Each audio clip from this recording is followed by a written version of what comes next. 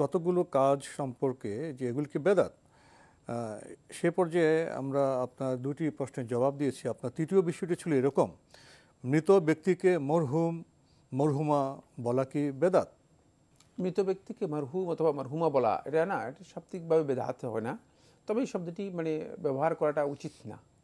এটাকে আরবি ভাষায় মূলত কখনো কখনো দোয়ার জন্য ব্যবহার করা হয়ে থাকে, দোয়ার জন্য ব্যবহার করা হয়ে থাকে। এটাকে আরবিতে বলা হয়ে থাকে তাফাউল।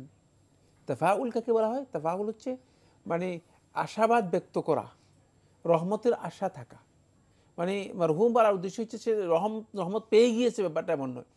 মানে তার জন্য রহমতের আকাঙ্ক্ষা করা যেতে পারে, রহমতের জন্য দোয়া করা যেতে পারে, মানে দোয়ার জন্য মূলত এই শব্দটি ব্যবহার হয়ে থাকে। তাই মানে উর্দুতে মূলত এর প্রয়োগ এসেছে, আরবি ভাষায় প্রথমে এর প্রয়োগ ছিল না। মানে আরবি ভাষায় এর প্রয়োগ প্রথমে ছিল না, এটি উর্দুতে এই প্রয়োগ মানে দেখা দিয়েছে। উর্দুতে দোয়ার জন্য মারহুম মারহুমা শব্দটি ব্যবহার করা হতো।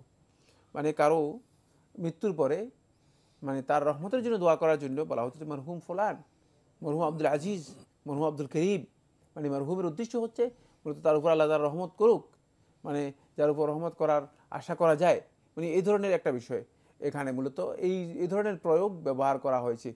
এই প্রয়োগটা উচিত না, শাব্দিকভাবে এর মানে মানে সালফে সালেহিনের কাছ থেকে ব্যবহার পাওয়া যায়নি। মানে এই অর্থে আমি বলছি যে এটা উচিত না, কিন্তু মানে ভাষার পার্থক্যের কারণে সেটা মানে দোয়ায় পরিণত হতে পারে। উর্দুতে এটা দোয়ার জন্য ব্যবহার করা হয়ে থাকে। সুতরাং ভাষার পার্থক্যের কারণে যদি দোয়ার জন্য হয়ে থাকে তাহলে এটা ব্যবহার করা না জায়েজ কিছুই না, জায়েজ রয়েছে। বাকি মানে এটাকে বেদাত, যে মারহুম বললে এটা বেদাত হয়ে যাবে অথবা মারহুমা বলে বেদাত হয়ে যাবে, এই বক্তব্য মোটেও সঠিক না। আর যাদের ভাষাগত জ্ঞান নেই মূলত তারা এই ধরনের বক্তব্য দিয়ে থাকেন, ভাষাগত জ্ঞান না থাকলে তারা এই ধরনের বক্তব্য দিয়ে থাকেন। কখনো কখনো মরহুম শব্দ ব্যবহার করা হয়ে থাকে শুধুমাত্র মৃত বোঝানোর জন্য। বাংলা ভাষায় মরহুম ব্যবহার করা হয়ে থাকে লোকটা মানে মারা গিয়েছে, এটা বোঝানোর জন্য মরহুম শব্দটা ব্যবহার করা হয়ে থাকে। সুতরাং মানে মরহুম মগফুর এই শব্দটি ব্যবহার করা হয়ে থাকে উর্দু ভাষায় মূলত রহমত এবং মাগফিরাতের যার জন্য কামনা করা হয়েছে এটা বোঝানোর জন্য, এটা বোঝানোর জন্য।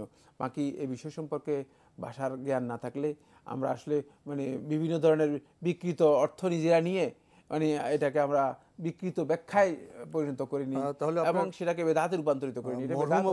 ব্যবহার করলে বেদাত হবে না, এটা বেদাত হবে না, তবে উচিত হচ্ছে এই ধরনের শব্দ পরিহার করা কোনো সন্দেহ নেই। যেগুলো যে ভাষায় বাংলা ভাষায় মরহুম বলতে অবর্তমান মৃত ব্যক্তিকে বোঝায়, এই ধরনের বলতে এটা তো আর বেদাত হওয়ার কথা নয়।